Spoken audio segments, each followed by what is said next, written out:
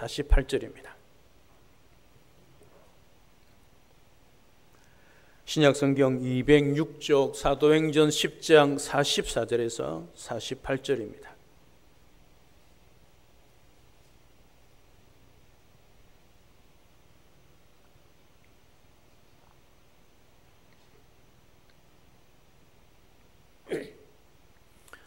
사도행전 10장 44절에서 48절 한 절씩 교독합니다. 베드로가 이 말을 할 때에 성령이 말씀 듣는 모든 사람에게 내려오시니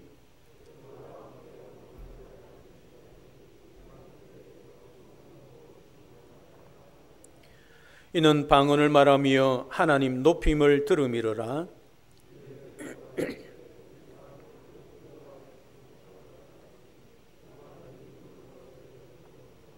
다 같이 명하여 예수 그리스도의 이름으로 세례를 베풀라 하니라. 그들이 베드로에게 며칠 더 머물기를 청하니라. 아멘. 여러분, 차를 운전하시는 분들은 가끔씩 그런 일을 경험해 보신 분이 있을 겁니다. 한참 차를 운행하는데 계기판에 경고등에 불이 들어오는 그런 일들을 경험하신 분이 있을 것입니다. 여러분, 차의 계기판에 경고등에 불이 들어오면 어떻게 해야 됩니까? 계속 타야 됩니까? 아니면 어디로 가야 됩니까? 수리센터로 가야 되지요. 이 경고등이란 말은 지금 차에 이상이 있고 문제가 있으니까 빨리 수리하세요 하는 표시가 경고등이 있지요. 여러분, 우리 신앙생활도 마찬가지입니다. 우리가 신앙생활을 할 때에 정말 우리가 하나님의 은혜 가운데 말씀 가운데 살아가고 있는지 없는지 알 수 있는, 그리고 우리가 이 땅 가운데 정말 기쁨 가운데 은혜 가운데 살지 못했을 때에 마치 우리의 삶의 경고등처럼 불을 켜고 우리의 문제와 또 우리에게 필요한 것들을 채우도록 하는 것들이 있지요. 여러분, 우리 인생의 경고등은 어떤 것이겠습니까? 그래서 엔진 계기판에 엔진 오일이 경고등이 들면, 불이 들어오면 당연히 엔진 오일을 교체해야 하는 것입니다. 우리 인생의 경고등은 어떤 것일까요? 우리가 말씀대로 살지 못하고 성령 충만하지 못하고 세상에 너무 관심을 가지고 세상에 붙들려 있다면 그게 바로 우리 인생의 경고등이라 할 수 있겠지요. 삭개오가 교회를 놓치지 않고 예수님을 만나 그의 모든 삶이 바뀌었습니다.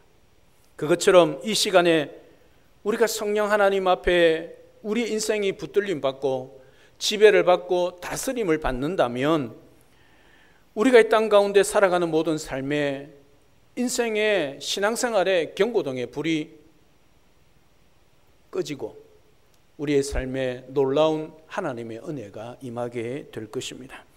오늘은 성령 강림 주일입니다. 성령 강림 주일을 맞이하여 우리 안에 계시는 성령님을 다시 한번 깨우고 그 성령의 사로잡힘을 통하여 그 성령 하나님의 충만함을 통하여 우리 인생을 하나님 앞에 점검하는 시간이 되어야 할 것입니다.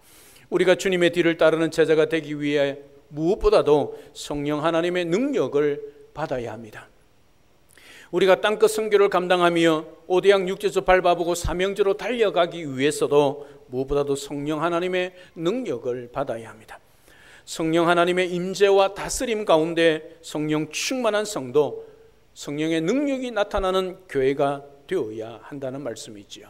오늘 하나님의 말씀을 통해 성령의 사람으로 성령의 능력으로 새롭게 되고 또 붙들려서 우리의 삶 가운데, 우리의 가정 가운데, 직장과 사업장과 우리의 삶의 영역 가운데, 그리고 우리 교회 가운데, 우리의 사명 가운데 불이 붙고 또 그래야 하나님 앞에 부르심 따라 잘 달려갈 수 있는 그런 복된 시간 될 수 있기를 우리 주님의 이름으로 축복합니다. 오순절 마가다락방에 임한 성령의 역사는 유대인 대상으로 한 제1 성령 강림 사건이라 그렇게 말할 수 있습니다. 예수님은 부활 후 성천하시기 전 약속하신 성령을 기다리라 그렇게 명하셨습니다.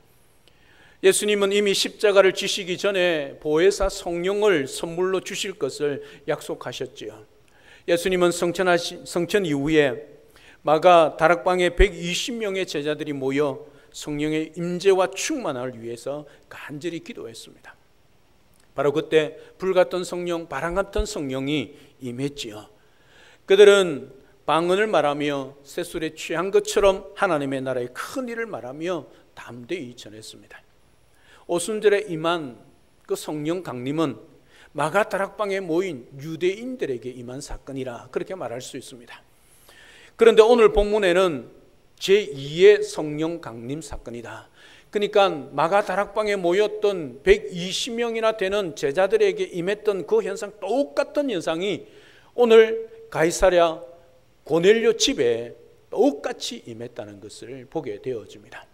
마가 다락방에 모였던 구성원은 유대인이요, 가이사랴 고넬료 집에 모였던 사람은 이방인들이었습니다. 다시 말하면 왜 고넬료 집에 마치 오순절 성령 강림 사건 같은 120명의 제자들에게 임했던 성령 강림 사건이 동일하게 그곳에서도 일어났을까 하는 것입니다. 다른 것 없습니다. 이 복음이 땅끝까지 전해져야 하기 때문입니다. 그래서 복음은 유대인만을 위한 것이 아니라 이방인에게도 구원이 있고, 이방인도 누구든지 믿으면 성령이 임하고 그 성령의 능력으로 인하여 얼마든지 성도가 될 수 있다는 것을 우리에게 보여주는 사건입니다. 고넬료는 로마 군대 백부장입니다. 그는 이방인이면서도 하나님을 경외한 경건한 자였습니다. 마치 유대인들처럼 그런 신앙생활을 하며 살아갔습니다. 참 보기 드문 일이지요. 그럼에도 불구하고 그에게는 2%가 부족했습니다. 백성을 많이 구제하는 사랑의 사람이었고 항상 깨어 기도하는 사람이었습니다. 여러분, 참 신기한 일이지 않습니까? 로마 백부장이면 권세도 있고 명예도 있습니다. 그럼에도 불구하고 그 이방인이 하나님을 경외하며 경건하게 살 뿐만 아니라 유대인들을 위하여 구제도 하고 또 하나님 앞에 열심히 간절히 기도하는 사람이었다는 것을 우리에게 말씀해 주고 있습니다. 그런데 어느 날 하나님께서 환상을 보여주십니다. 요바의 시몬이라는 무두장이 집에 머물고 있는 베드로를 초청하라. 너희 집에 초청하라. 그렇게 하나님께서 말씀하시지요. 동시에 하나님께서는 베드로에게도 기도하는 중에 환상을 보게 하십니다. 처음에 베드로는 하나님께서 속된 음식을 먹으라는 명령을 거부합니다. 그런데 3번씩이나 먹으라고 명하시지요.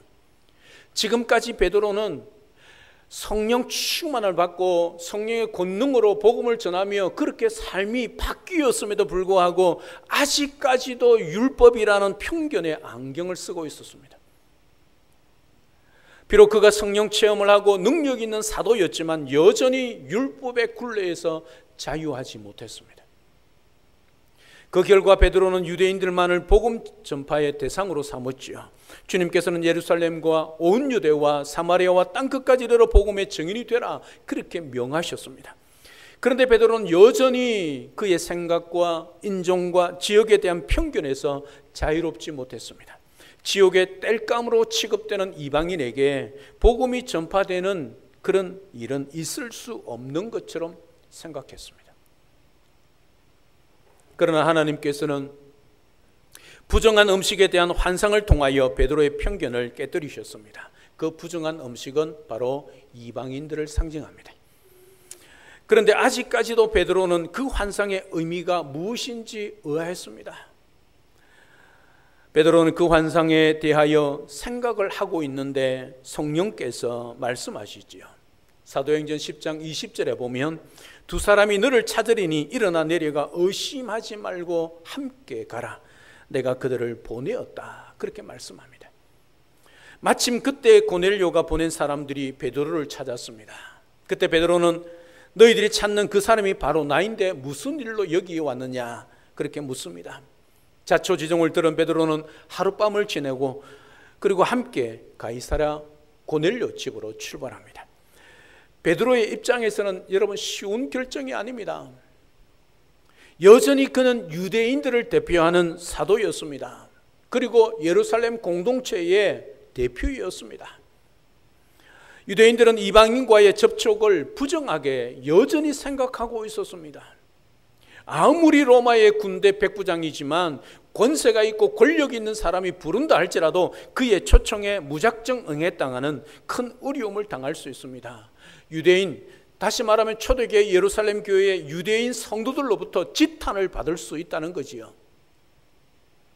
그럼에도 불구하고 베드로가 주저없이 떠난 이유가 무엇일까요?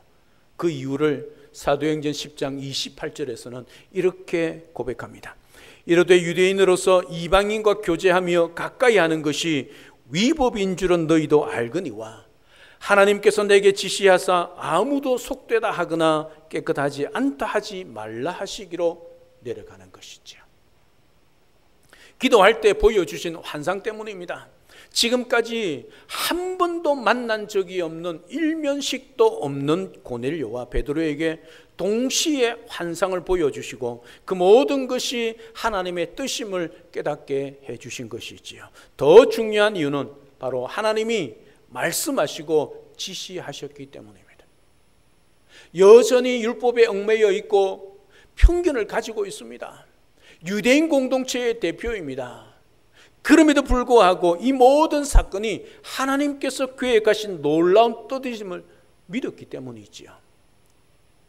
자기가 생각하고 있는 것, 편견, 그리고 가지고 있는 여러 가지 난제들 앞에서도 베드로는 순종하고 있습니다. 그래서 고넬료 집으로 가고 있는 것입니다. 여러분, 베드로가 어떻게 하고 있을 때, 고넬료가 어떻게 하고 있을 때 성령께서 나타나셔서 그들에게 말씀하셨습니까? 기도할 때입니다. 여러분, 하나님이 임재하시고 하나님이 역사하시고 하나님의 말씀이 우리에게 들릴 때에 그 말씀을 듣고 그냥 흘리지 마십시오. 여러분, 하나님의 말씀이 나에게 주어지고 하나님의 말씀을 내가 들을 때에 그 말씀을 위하여 여러분 기도하셔야 합니다. 기도할 때에 우리가 성령의 능력을 통하여 그 일들을 행할 수 있고 믿음으로 살아낼 수 있다는 것이지요. 성령의 사람은 기도하는 사람입니다. 우리가 기도할 때에 성령께서 하나님의 기록된 말씀을 통하여 우리에게 은혜를 주시고 능력을 베푸신다는 것이지요. 기도하는 사람은 하나님의 뜻에 순종하는 사람입니다. 하나님이 명하시면 그대로 순종하는 사람이지요. 여러분, 여전히 베드로에게는 한계가 있었습니다. 가지고 있는 편견이 있었습니다. 율법이란 엄청난 문제가 그의 앞에 가로막고 있었습니다. 그럼에도 불구하고 베드로는 하나님께서 말씀하셨기 때문에 그 모든 것을 깨고 가는 것이죠. 이게 성령의 사람입니다. 주님의 몸된 교회 일을 할 때도 뿐만 아니라 여러분이 가정에서, 직장에서, 사업장에서, 이 세상에서 결정할 중요한 일에 놓여 있을 때에 여러분 기도하십시오. 기도하시면 성령 하나님께서 말씀을 통하여 여러분의 길을 인도하실 겁니다. 여러분들이 읽고 여러분들이 들었던 그 하나님의 말씀을 떠올리고 기억하게 하셔서 그 문제를, 그 답을 허락하여 주실 것입니다. 제발 기도하지 않고 결정하지 마시고 여러분의 걸음을 떼지 마시기를 바랍니다. 기도할 때에 성령께서 역사하시고 성령께서 도우십니다. 성령의 별명이 무엇입니까? 보혜사입니다. 보혜사가 뭡니까? 돕는 자란 말이지요. 성령 하나님이 우리를 돕고 계시는 것입니다.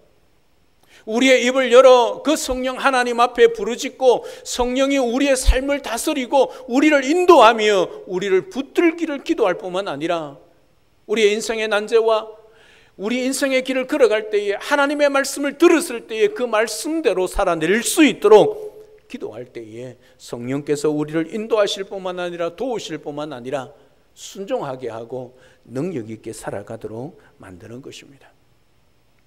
여러분, 순종하기가 쉽지 않지요. 유대인으로서 그 초대교회를 대표하는 사도로서 이방인에게 찾아가는 것이 쉽지 않습니다. 그럼에도 불구하고 하나님의 말씀이기에 기도하는 자였기에 무조건 순종하고 있는 것을 보게 되어집니다. 고넬료부터 자신을 초청한 이유를 들은 베드로는 이제 하나님의 말씀을 증거하기 시작합니다. 그는 하나님은 외모를 보지 아니하시고 모든 편견을 뛰어넘으시는 분이란 것을 먼저 선포합니다. 이 외모란 것은 잘남과 못남을 이야기하지 않습니다. 유대인과 이방인을 이야기하는 것이지. 하나님은 예수 그리스도에게 성령의 능력을 부어주셔서 선한 일을 행하시고 마귀에게 눌린 모든 사람을 고치셨다. 그렇게 선포합니다. 유대인들은 그 예수를 십자가에 달려 죽게 했지만 하나님께서 다시 사흘 만에 살리셨다 강조합니다. 우리는 바로 그 예수님을 믿음으로 죄사함을 얻게 된다. 그렇게 분명하게 베드로는 선포하고 있습니다. 베드로가 예수 그리스도의 십자가와 부활의 복음을 힘있게 증거할 때에 성령 하나님이 말씀을 듣는 모든 사람에게 임했다. 그렇게 기록하고 있습니다. 여러분, 베드로와 동행했던 할례받은 성도들, 이 할례받은 성도들이 누구겠습니까? 유대인 성도들이지요. 그들이 이방인들에게도 성령 부어 주심으로 말미암아 놀라게 됐다. 오늘 본문에 그렇게 기록하고 있습니다.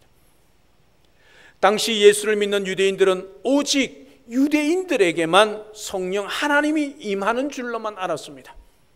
왜요? 이방인들은 그게 되지마도 못하기 때문이죠. 왜 이방인들을 하나님이 만드셨는가? 그 지옥불에 그들을 태워 죽이기 위해 땔감으로 만들었다 하는 사람들이 유대인들이기 때문이죠. 여러분, 그들에게 성령이 임하는 것을 보고 이 유대인들이 땔감으로 여겼던 그들에게 성령 하나님이 임하는 것을 보고 놀랄 수밖에 없는 것이죠. 말씀을 듣는 가운데 이방 사람 고넬료와 모든 사람에게 성령이 임했습니다. 그들이 방언을 말합니다. 하나님을 높이 찬양했습니다. 여러분, 만약에 초대교회의 오순절 성령 강림 사건과 똑같은 현상이 그곳에서 일어나지 않았다면 이 사람들이, 할례받은 유대인들이 뭐라고 간증하겠습니까? 그것은 우리와 임했던 성령과 다르다. 그렇게 말했을 겁니다. 그럼에도 불구하고 이방인 고넬료 집에 그 임했던 성령이 오순절 성령 강림 사건에 했던 그 초대교회에 임했던 똑같은 성령께서 똑같은 현상으로 임했다는 것을 누가는 강조하고 있습니다. 그래서 그들이 방언을 말했다. 그렇게 기록하고 있습니다.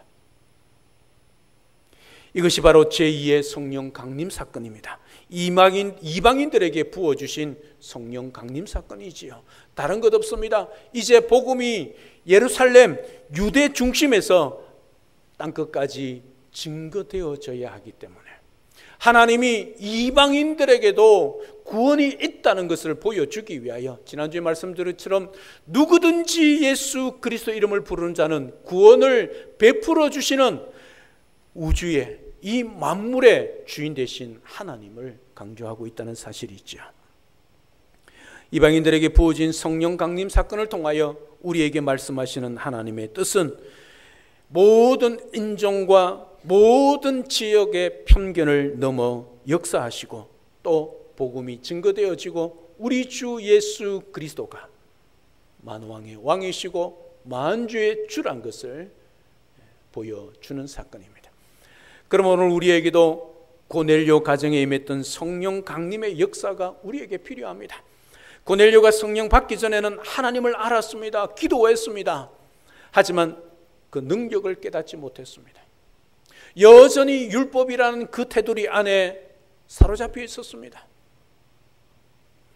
그는 백성을 많이 구제하고 기도했지만 화평의 복음, 예수 그리스도의 복음의 능력을 실제로 경험하지 못했습니다.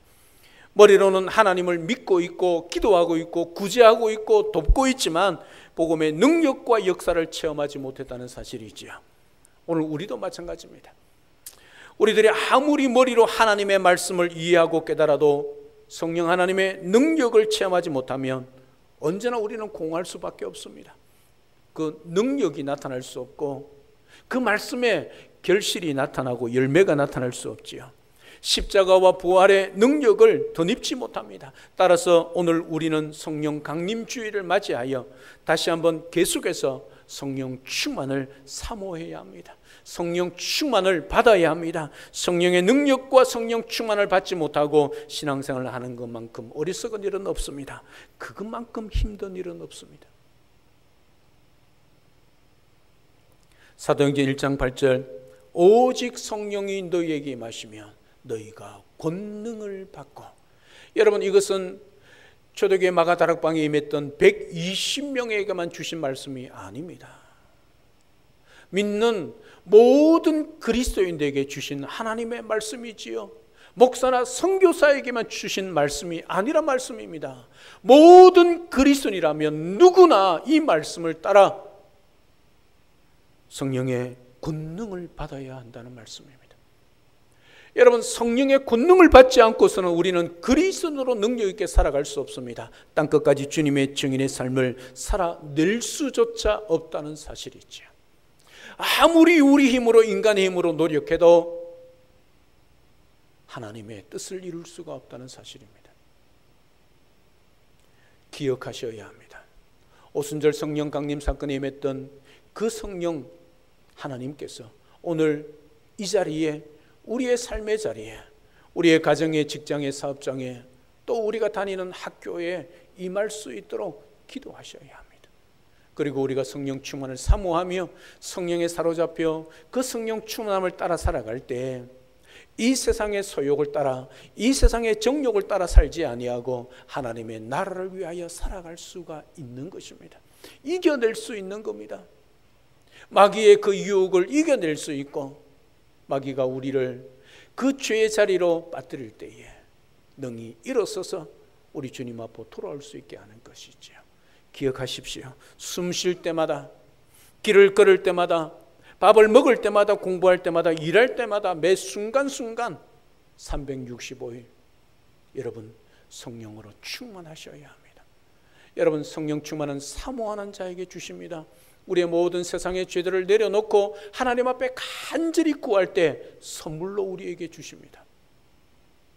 성령은 이미 우리에게 예수를 믿을 때 임했습니다. 그러나 성령 충만은 구하지 않는 자에게 주시지 않습니다. 우리가 성령 충만함을 구해야 됩니다. 그리고 이 세상의 모든 성령이 임하여 역사하는 그 통로가 뚫릴 수 있도록 세상이 가로막고 있는 그 모든 정욕과 욕심들을 내려놓고 죽이셔야 합니다. 그리고 간절히 기도하셔야 합니다. 그럴 때에 그 성령의 권능이 우리에게 임하고 그 성령의 권능으로 우리가 이 세상을 살아갈 때 내 삶이 변하고 세상을 변화시키고 사람들을 구원해낼 수 있다는 사실을 기억하고 성령 충만함으로 살아가서 하나님의 부르심 따라 살아갈 뿐만 아니라 그 능력으로 세상을 변화시키고 빛과 소금의 사명을 잘 감당하는 그리스도의 편지로서, 향기로서의 사명을 감당하는 우리 모든 성도님들 되시기를 주님의 이름으로 축복합니다.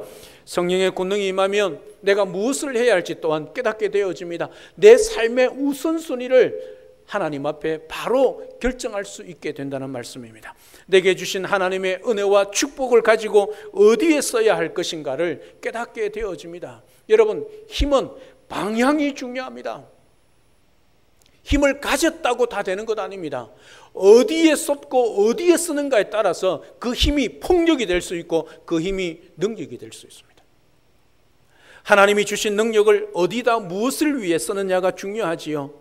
여러분, 사사였던 삼손을 보십시오. 하나님이 주신 능력을 육체의 욕망을 위하여 잘못 사용한 적이 있지 않았습니까? 그때 잘못 사용했을 때 어떻게 되었습니까? 그 결과 눈이 뽑히고 쇠사슬에 매이는 그런 비참한 상황이 놓이지 않았습니까? 사랑 여러분, 하나님이 우리에게 능력을 주시고 우리의 삶에 필요한 것들을 주실 때에 그것을 잘 사용하셔야 합니다. 여러분, 성령 충만을 구할 때 목적이 중요하겠지요. 왜 우리가 성령 충만을 구해야 되겠습니까?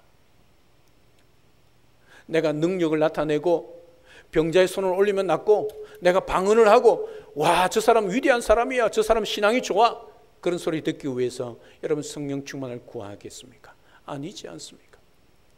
성도다운 삶을 살고 이 세상 가운데 우리에게 주신 삶의 자리에서 사명 감당하기 위하여, 복음 증거하기 위하여 우리가 성령 충만함을 구해야 한다는 사실이죠.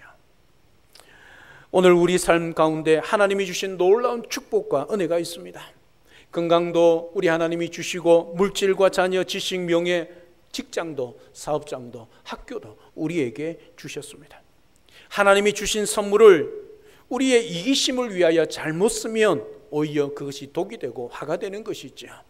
이 모든 은혜와 축복을 어디다 무엇을 위해 쓸 것인가를 깨닫는 것이 중요합니다. 그것을 깨닫고 사는 것이 바로 사명자의 삶이지요. 자꾸 사명자 이렇게 말하니까 그거 목사, 선교사만 해당되지 않습니까? 그렇게 말할지 모르겠지만 천만의 말씀입니다. 우리 모두는 예수 그리스도를 믿고 하나님의 자녀가 되는 그 순간부터 우리 모두는 사명자란 사실이죠. 전에도 말씀드렸지요. 만약에 우리가 천국 가는 그것만 목적이라면 하나님 예수 믿는 순간에 우리 천국 데려갔을 겁니다. 왜요? 이 땅보다 훨씬 더 영광스럽고 좋은 곳이 천국이기 때문이죠.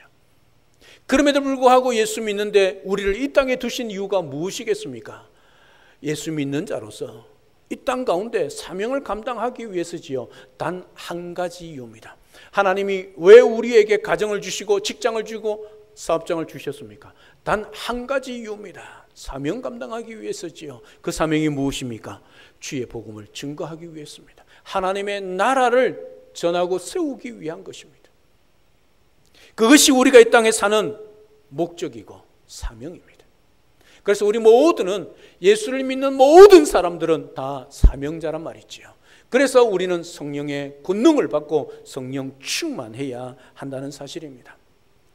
오늘 우리에게 주신 지상 최대의 사명은 바로 예수 그리스도의 복음을 전하는 것입니다.